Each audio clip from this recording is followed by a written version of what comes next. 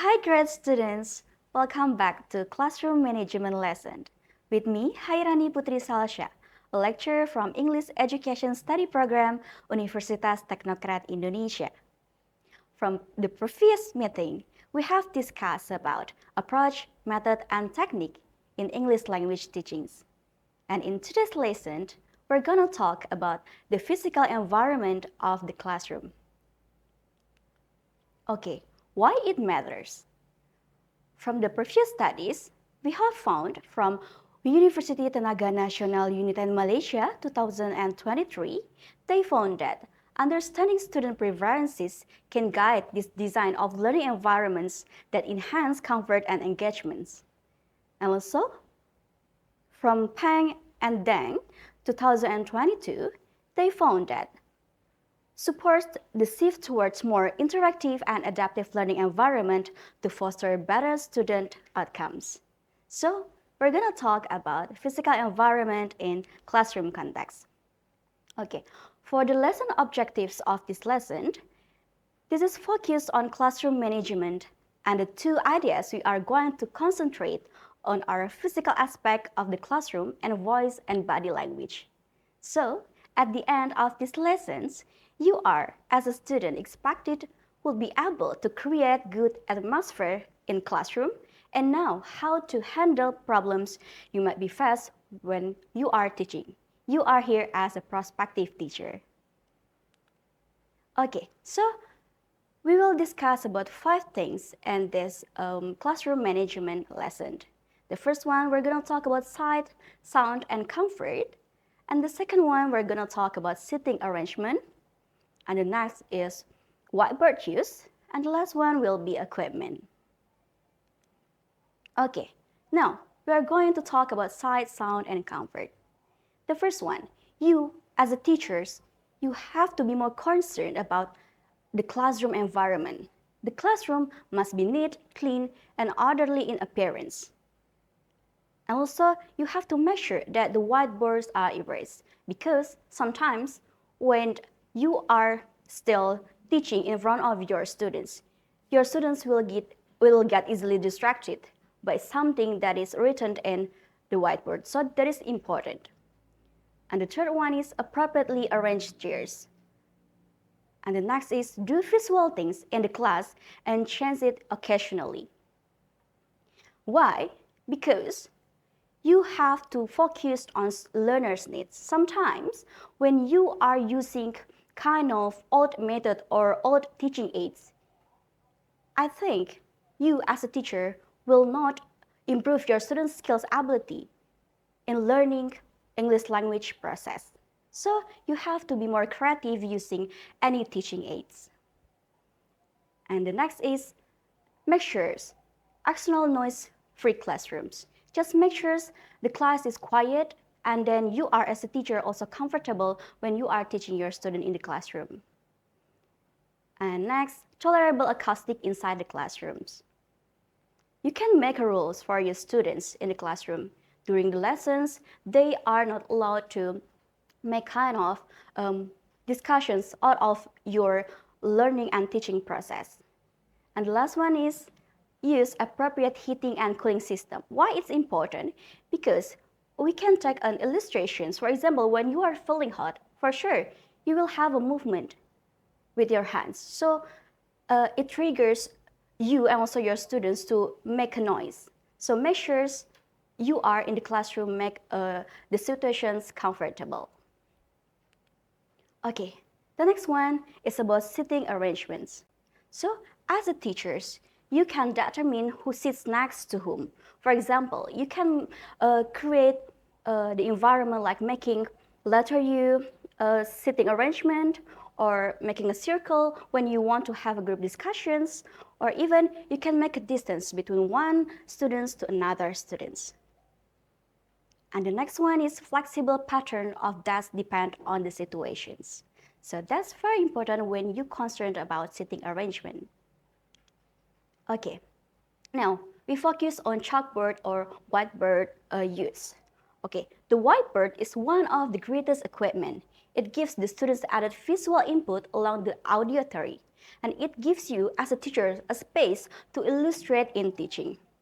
But try not to be neat and orderly in using it otherwise.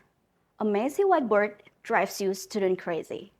So that's very important. And the next one is equipment.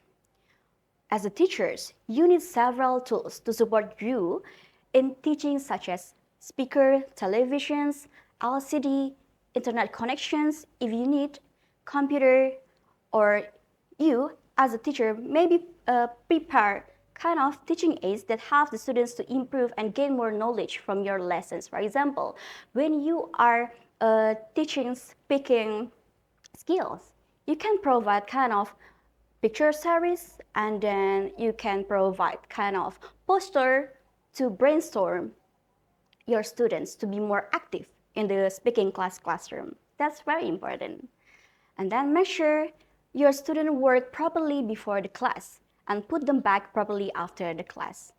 And be ready for backup plans. So don't you ever depend on lesson plan, because sometimes in the classroom context, something changes. Something will happen accidentally. For example, like when you are teaching descriptive text, you only provide some text, but perhaps in the classroom, you may change it into speaking activities, kind of your students can describe anything or surrounding around them, and it helps you as a teachers to help your students to get more insights. Okay, and remember how great your lesson plan is, it will be thrown out if the classroom doesn't support it. Okay, so the next is voice and body language. So why it matters? We're gonna talk about voice first. As a teachers, you should have good voice projections. It doesn't need to be loud or booming voice, but it should be heard by all the students in the room, because when you are having kind of small sounds or not a good voice, it will affect your students' in students' achievements when they are learning language in your classroom. So make sure you are having good voice and also not to be loud. Okay, as you speak, please, the first one is clear articulate is better than loud speech. So make sure you have clear articulations when you are teaching. And the second is your voice should be heard in whole class. Okay, when you are only focused on teaching in front of your students, perhaps you can make a move to stroll around between your right side, also on the back of the classroom. Also, you may move to the left side, and then you can come back again in front of your students. So make sure your voice are heard by your students. And the last one is keep natural flow to your speech as possible, because your students will feel that when you are having a good voice, when you are having good articulations, they will get more understand about what you have said, what you have taught to your students. Okay, now about body language. Why body language is a matter? Because nonverbal messages are very powerful for foreign language learners who may not have all a skill they need in understanding verbal language. So body language is important. For example, in society, you are taught by your parents. For example, when you are pointing someone, you are not pointing someone like this, but perhaps in a polite ways, you can point someone like this. For example, when you want to ask your students, "Hi Farah," so in this way is very polite when you are teaching, rather than you are pointing your student like this. So make sure you are, as a teacher, also as a role model for your students. So that's one of example that's very important you can teach for your students. Okay, next. For body language, you should have some things that you should apply in the classroom. The first one is an air of confidence. As a teachers, you have to be confident, because when you are not confident, also you cannot build a trust to your students. How can they trust you as a teacher when you are not showing your confidence? So that's very important. And the second one is optimist, bright, and warm face. For example, when you are in not in a good mood, and then you perhaps sometimes you are feeling like quite bored in the classroom, and for sure it will affect your students' engagements to your teaching process. So make sure you are being professional as a teachers. Be optimist, bright, and also set warm face to your students. Okay. So the next is enhance meaning by using facial and hand gestures. From the previous slide, I have discussed about how you point a student, the way you point at the students, okay?